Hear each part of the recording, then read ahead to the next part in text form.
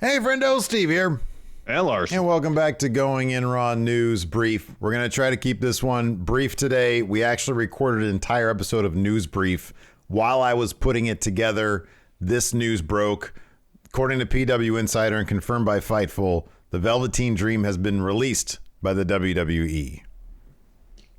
Yes. Sean Ross Sapp has a little more information via a tweet. Says Canyon Seaman emailed within WWE at about 4:45 Eastern to deliver the news to those in the company that Velveteen Dream was released. Dream has a 30-day non-compete clause. He's got a little bit more fleshing out here. Says Velveteen Dream hadn't been at many NXT tapings of late and hadn't wrestled in 2020. It's been that long, huh? Oh, since 2020. Because he had matches in 20. Yeah, he had matches in 2020. Yeah, I think so. He had that cinematic. He had been coming to Open Ring, and there was growing concern in the company. He was being set up to help coach classes. He is now released from the company.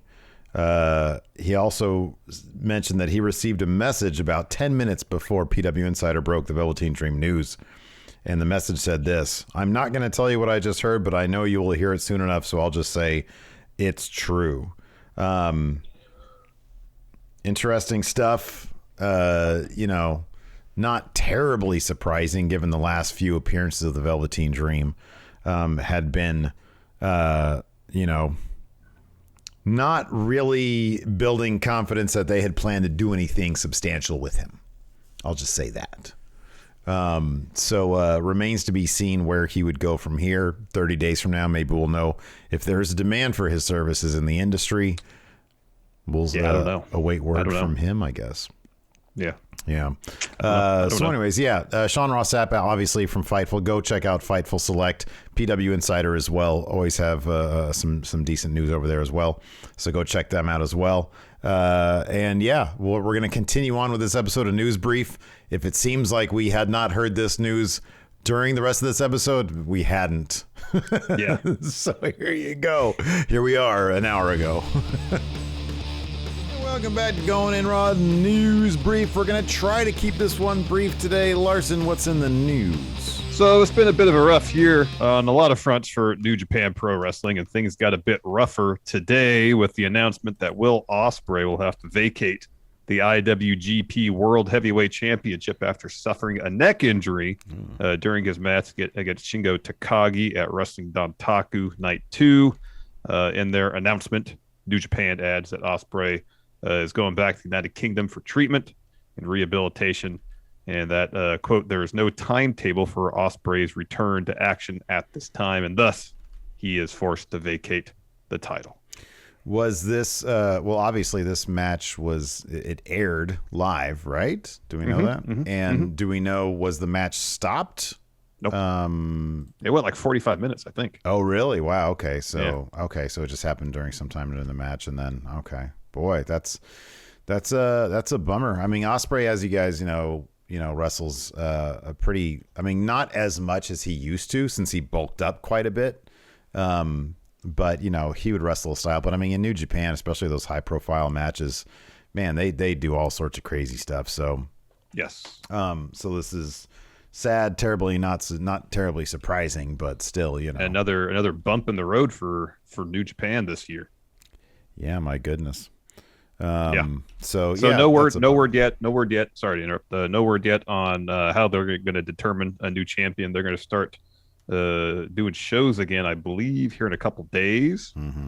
I think they just announced the card for at least one of the shows on the 24th of May. One of the Road to Wrestle Grand Slam shows, a Wrestling Grand Slam. But yeah, no, nothing yet as far as how they're going to determine a new champion. Yeah.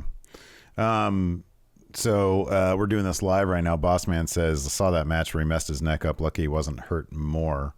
That's a drag. That's a drag. But I mean, yes, you can just sort of be grateful that he wasn't hurt more, I guess.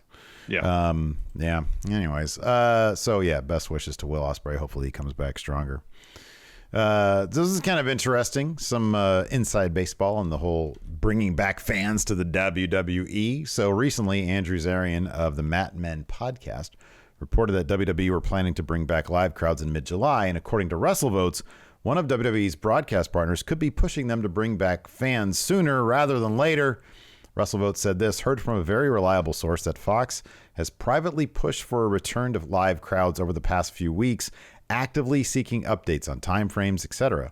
They'd like their billion-dollar investment on the same playing field as the MLB, the NBA, and others. Kind of interesting. It's not often you hear about broadcast partners. I mean, USA for the longest time has been their broadcast partner, sort of, picking up the phone and saying, hey, do this, do that, do the other thing, Well, whatever. It's just kind of the optics of it. Granted, Major League Baseball and NBA, in the NBA, they have not been having games in front of full houses, at least in most venues. So I don't know if this is simply a situation where, like, hey, you got to lose the Thunderdome, at least put some people in there. But I guess from the optics of it, they have their slate of sporting content, and you got Major League Baseball. There's some people there. You got the NBA. There's some people there. When the football season starts, there's going to be a lot of people there. I guess in terms of the optics of, hey, this is one cohesive slate of sports programming. We need people there. Yeah. And also, they look at their competition. We're coming on the heels of a pretty big announcement about AEW's programming slate expanding and against SmackDown, against Fox's wrestling property. And it's like, hey, they're going to be putting fans in the seats in early July. We're hearing Double or Nothing is going to be full capacity. That's right. And that's in what, like 2 weeks, less than 2 weeks. 10 days. So yeah, it's not shocking that they would be asking questions about this. So we'll see if they try to accelerate that at all. Yeah, and speaking of WWE returning to the road, Sports Illustrated's Justin Barrasso is reporting that July's WWE pay-per-view, Money in the Bank, is currently set to be held in front of a live crowd in the state of Texas. And Barrasso also reports that Nevada will host SummerSlam. And while Barrasso didn't specify a city for either show, Las Vegas has been reported as a possible home for SummerSlam by John Alba. It seems like until they announce something, it's not a certainty, but it seems pretty likely that Sin City, Las Vegas, is getting SummerSlam this year. Couldn't be Reno? I mean, I hypothetically could. I guess it could be Winnemucca. It could be Elko. It could be Carson City. Elko. So good reference. I'm just saying Reno's like pretty close to us. We just hop over there. Yeah. Nope. Maybe it's not going to be Reno. It's going to be Vegas. Maybe an Elko. Elko. Oh, man. So this is kind of interesting. Forbidden Door, Invisible Hand news.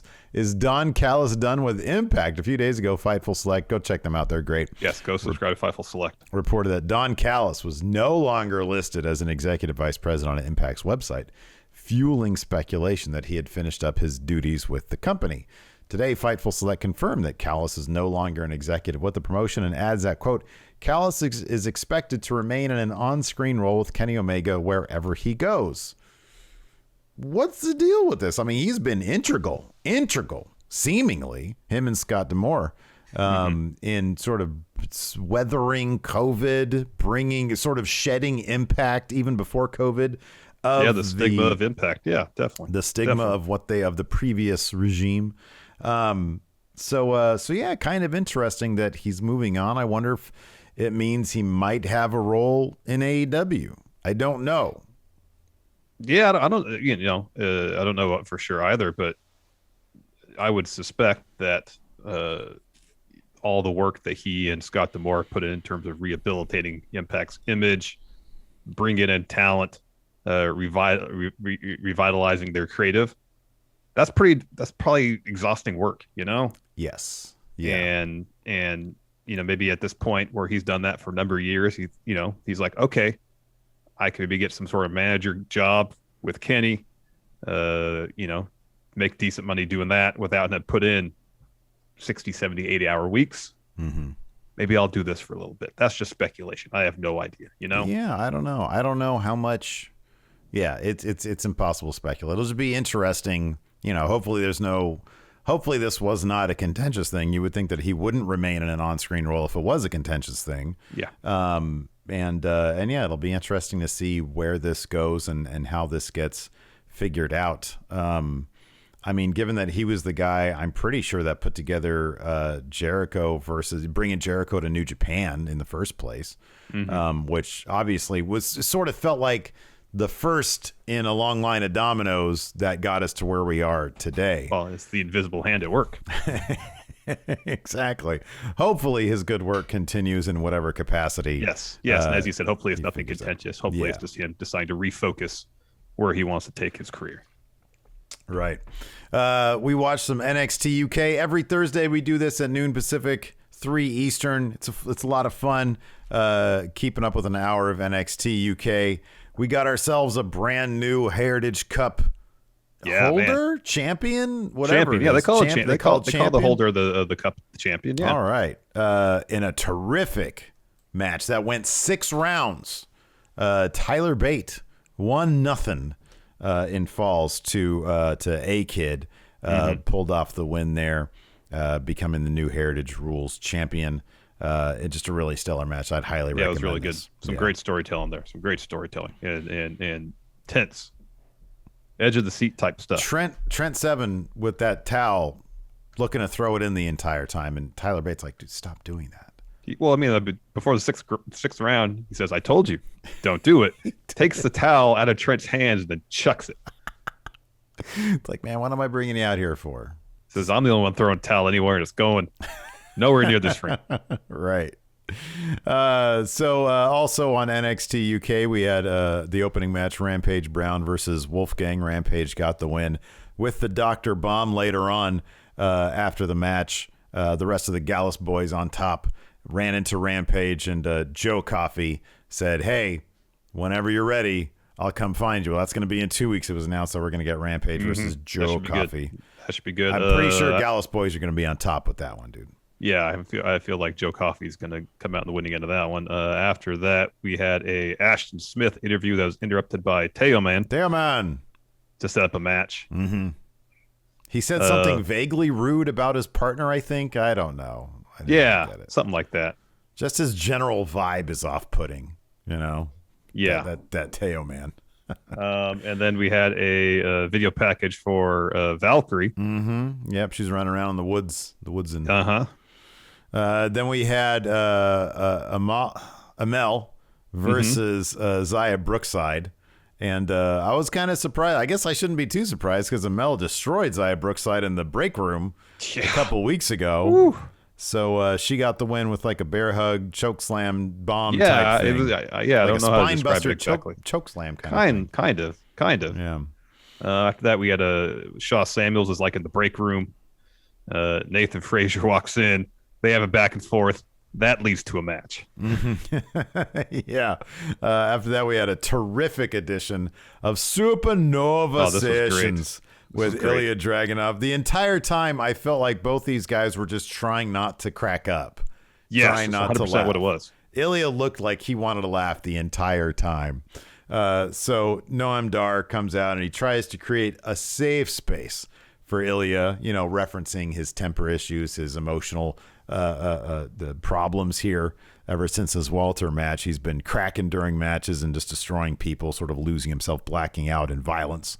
So Noam Dar sort of creates a spa area for him, puts on a nice bathrobe, and looks for him. He's like, "Hey, we don't have one for Ilya." Gets out instead a child's dinosaur robe, and Ilya's like, "Oh, thanks, I'll give this to my son." And then he gives him Lenny, a stuffed dog, which he calls his what do they call those? Like emotional pets. Yeah, I can't remember the term for it. Synonymous with emotional pet. I forget what they call it. Maybe somebody will chat will have it. Therapy? Like a therapy animal? Dog. Yeah. Therapy like dog. A therapy there it dog. is. I think that's what it is. So Ilya calls Noam Dar a clown, and this is his circus. And he's like, "If you invited me here to trigger me, I can still hurt you very, very bad." He's like, "My role here is violence. Your role is to be a clown." So Dar basically says Ilya's still scared of Walter, and he's still scared of him.